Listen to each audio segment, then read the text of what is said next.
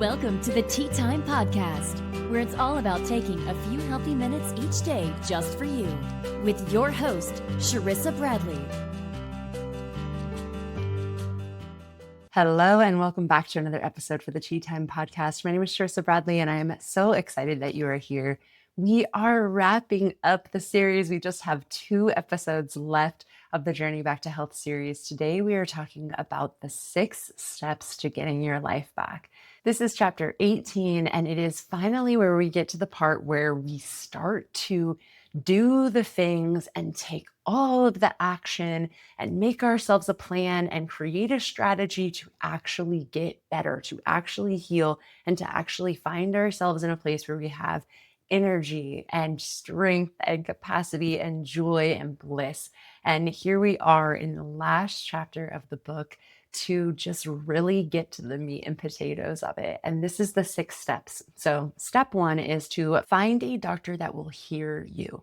And what I mean by that is when you come in with the symptoms and the struggles, are they giving you your 15 minutes and saying, okay, here's this RX, you're out of here? Or are they paying attention, giving you the time and the space to explain where you're at and really trying to help you get to the root of it? These people, these doctors and medical professionals, they are supposed to work and support you on your journey. And so we are able as human beings and with our agency to pick the people that actually work the best for our needs and our goals. And it took me 7, 8 doctor's offices before I found one that actually would sit with me and give me the time of day and gave me more than a 15-minute allotment. They actually were able to get to the root of my problems. And also if I brought in research or articles about different things I wanted to do or different things I wanted to try, they would listen to me and they would do it and even prescribe those things that I've been asking for, or even look for the integrative pharmacies that would help me get those things I wanted.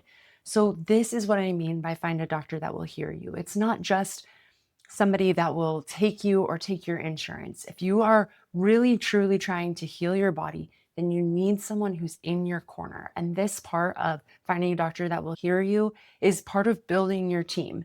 They will also have referrals for nutritionists and acupuncture and chiropractor or whatever type of care you're looking for.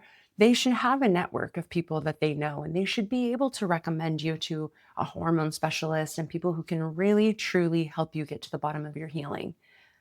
The second step is to experiment on yourself.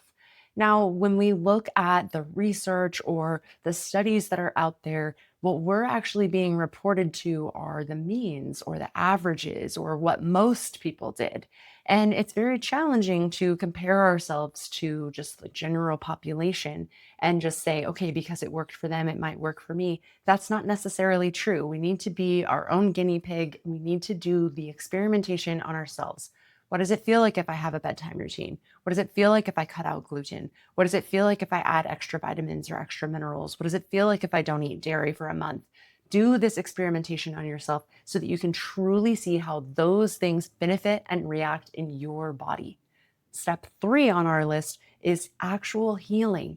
This takes time. It's not something that's going to happen overnight. So it is a step in the process because it takes time in the process. Once you've gotten your doctor and you've gotten your tools and you've gotten your steps, then you really need to give yourself time. This is where I refer to Herring's Law of the Cure, where we say it's about a month of healing for every year that you've been ill. So take that calculation, do that math. For me, it was 26 years and 26 months. So then I knew for a fact it was going to take me about 2 years to do this work. And I implemented it. And that step 3, that healing, that's time. That's time taking action and doing the right steps for your body so that you will actually have longevity, actually have energy, actually have the capacity and mental capacity to be a human on this planet. Step 4 is the repairing. Now, there's also new habits that have to take place and new skills that have to come in. Maybe you've been eating out mostly and you're going to start learning how to cook so you can have more nutrient dense foods at home. There's actual time and steps involved in this. So We're moving on to healing, we're repairing, and then step 5 is that we're rebuilding and we're creating those new habits and new patterns in our lives that support a much healthier version of us. And then step 6, we're going to go out there and we're going to live. We're going to go rock climbing. We're going to go hiking. We're going to do the things that bring us joy. And we're actually going to have the energy and the capacity to do that.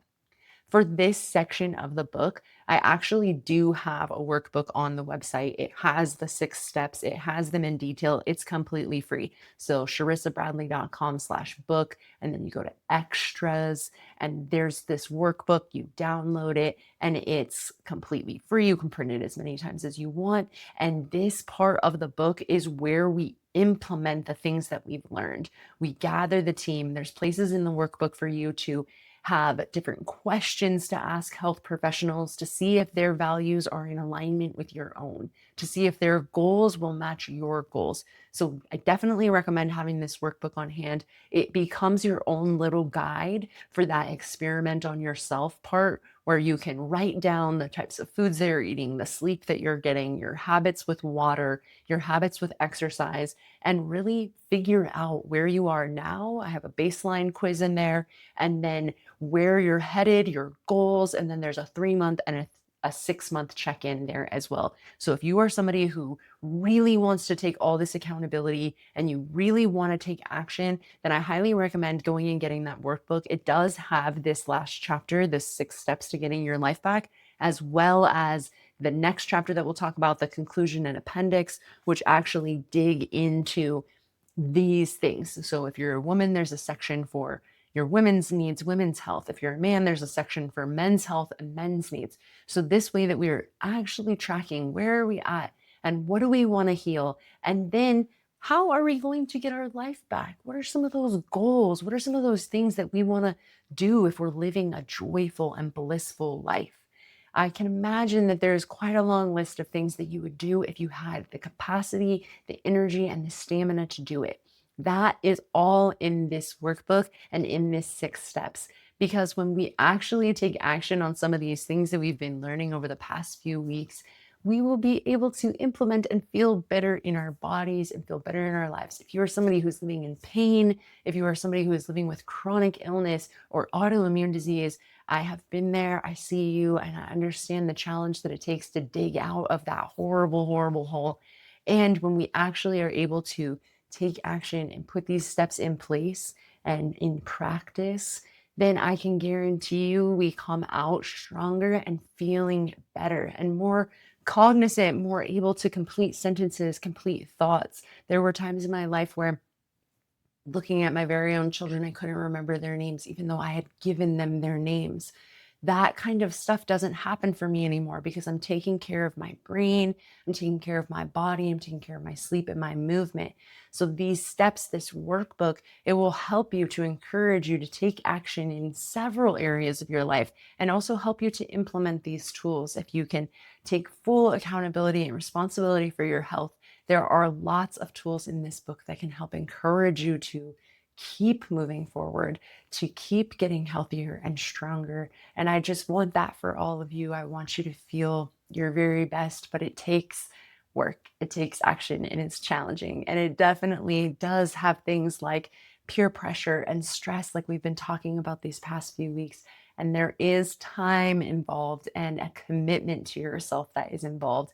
And I definitely can see where all of these challenges can come up.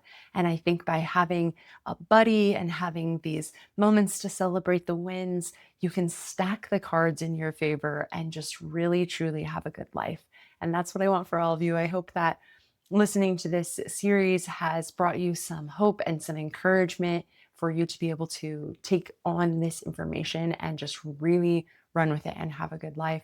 We just have 1 episode left of this series now, and I can't wait to share with you all next week my conclusion and my concluding thoughts for this series and my gratitude for you being a part of it. Thank you so much for being here, and I'll see you all for another episode next week. Bye. Thank you for spending your tea time with us. Be sure to subscribe so you never miss an episode.